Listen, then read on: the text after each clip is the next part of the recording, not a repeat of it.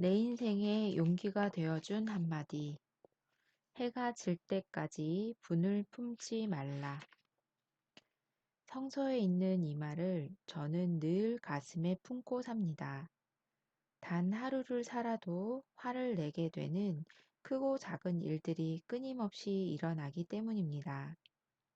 한 번은 구순이 넘은 아버지가 급성 폐렴으로 병원에 입원했습니다. 그날 밤 아버지를 간병하다가 잠시 자리에 누우려고 하자 베개가 필요했습니다. 담당 간호사에게 베개를 하나 달라고 하자 보호자에게는 베개를 지급할 수 없다. 필요하면 집에서 갖다 써라. 그게 병원 규칙이라 나도 어쩔 수 없다고 했습니다. 보관실에 베개를 30여 개나 쌓아놓고 있으면서 말입니다. 저는 화가 났습니다. 보호자도 제2의 환자다. 환자가 있기 때문에 간호사가 있는 것이지 간호사가 있기 때문에 환자가 있는 게 아니다. 하고 목소리를 높였습니다. 간호사는 환자와 그 가족에게 어떠한 도움을 줄 수 있을 것인가 하는 가장 기본적인 자세가 결여돼 있었습니다. 내일 아침에 다시 반납하라는 말을 들으며 어두운 베개를 베고 비좁은 의자에 몸을 눕히자 화가 나서 잠이 잘 오지 않았습니다. 또 이런 일도 있습니다. 전동차가 지하철 승강장에 막 도착할 때였습니다. 내리려고 출입문 앞으로 다가서자 한 중년 여자가 무거워 보이는 배낭을 메고 문 앞을 가로막고 있었습니다. 그때 문이 열렸습니다. 그 여자가 얼른 비켜주지 않았습니다. 내리면서 나도 모르게 그 여자의 배낭을 살짝 건드렸습니다. 그러자 그 여자가 대뜸 입에 담지도 못할 욕을 퍼부었습니다. 제가 내리다가 놀라 지금 저한테 욕을 하는 겁니까? 하고 묻자 그 여자가 저를 향해 더 심한 욕을 퍼부었습니다.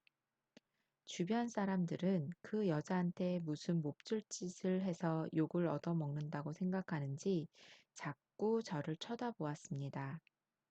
그래서 저도 뭐 저런 여자가 다 있어 하고 막 한마디 하려고 하는데 그만 전동차의 문이 닫혀버리고 말았습니다. 순간 화가 치밀어 올라 전동차 창을 통해 그 여자를 노려보았습니다. 여자는 낼름 혀를 내밀며 저를 향해 삿대질을 해댔습니다. 그러는 가운데 그만 전동차는 떠나가고 말았습니다. 이런 일은 일상에서 일어나는 사소한 일에 불과합니다. 우리는 이런 일에 사소한 일에서 무수히 화를 경험하면서 살게 됩니다. 그뿐 아니라 인간의 가장 기본적인 윤리적 질서마저도 파괴되는 인간으로서 도저히 감당할 수 없는 분노도 경험하면서 살게 됩니다. 지금까지 살아온 날들을 돌이켜보면 저 또한 인간성이 파괴돼 버리는 감당할 수 없는 분노의 순간들이 참 많습니다. 아직도 일일이 다 이야기할 수 없는, 결코 잊을 수 없는 그 순간들이 떠올라 저를 분노케 합니다. 어떤 분노는 한번 떠오르면 쉽게 가라앉지도 않습니다. 가슴속 저 깊은 곳 어디에 그런 분노가 웅크리고 있는지 저 자신조차 알 수가 없습니다. 그래서 제 가슴은 때때로 분노를 만들어진 가슴입니다. 문제는 그럴 때마다 분노할 수 없다는 것입니다. 분노는 벌레처럼 저를 갉아먹습니다. 어떠한 분노든 제 인생을 쓰러뜨립니다. 분노에서는 제 인생의 현재와 미래에 대한 긍정을 찾을 수가 없습니다. 그래도 어떻게 하든 단 하루라도 분노하지 않고 살아가려고 노력합니다.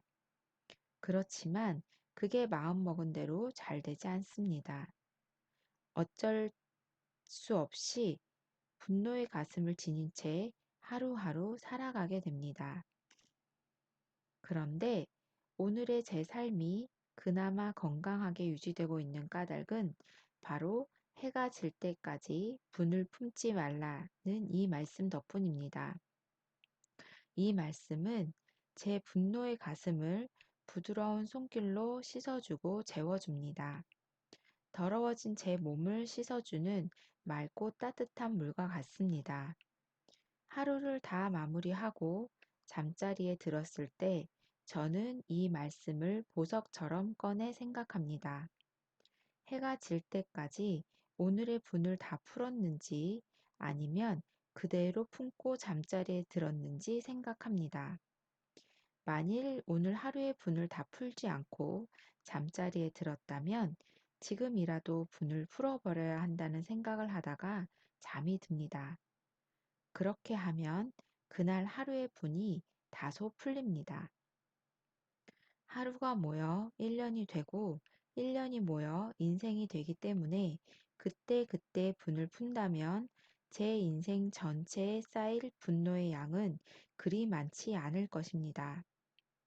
스웨덴의 언어학자 헬레나 노르베리 호지가 쓴 오래된 미래에 등장하는 라다크 사람들은 숀찬, 즉 화를 잘 내는 사람이라는 말이 가장 심한 욕이라고 합니다. 네덜란드 예수회의 사제인 헨리 나우에는 인간관계를 깨뜨리는 가장 무서운 적을 분노로 규정한 바 있습니다. 그는 잘못된 기대를 분노의 원인으로 지적하면서 다른 사람의 과거로부터 죽어야 하며 다른 사람을 향한 분노로부터 죽어야 한다고 했습니다. 분노 그 자체는 제 인생에 아무런 도움이 되지 않습니다. 그렇지만 요즘 분노가 제 인생에 도움이 될 수 있도록 제 분노의 실체와 원인을 이해하고 관리하려고 노력합니다.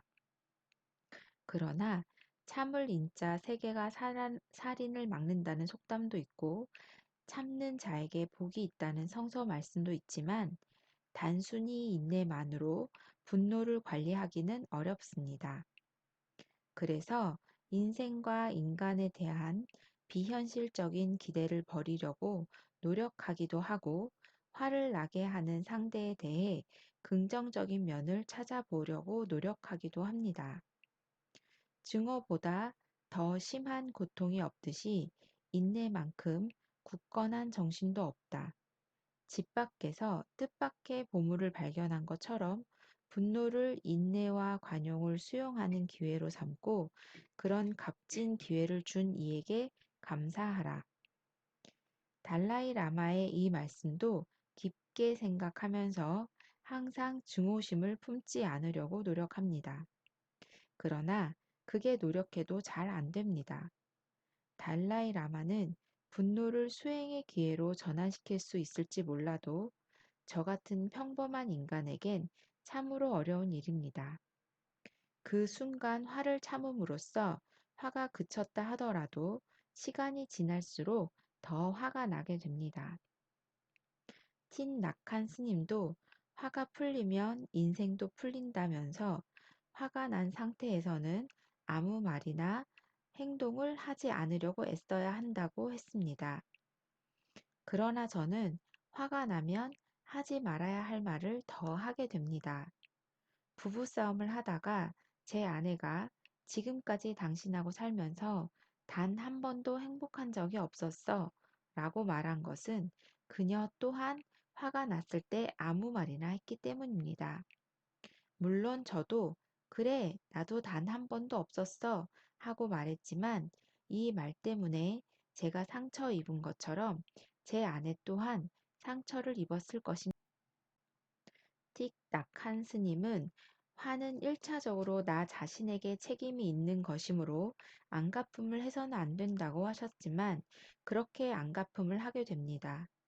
그래서 저는 이런 영적 지도자들의 말씀을 매 순간 귀담아 들으려고 노력합니다.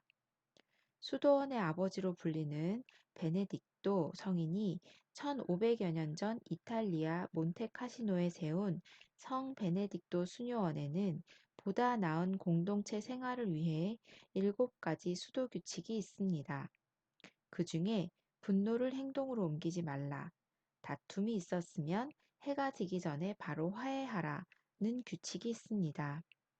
제가 수도자는 아니지만 제 인생이라는 테두리 안에서 제 나름대로 수도적 삶을 살고 있다고 가정해 본다면 해가 질 때까지 분을 품지 말라는 이 말씀은 매일 꼭 실천해야 할 제 삶의 규칙이 아닐 수 없습니다.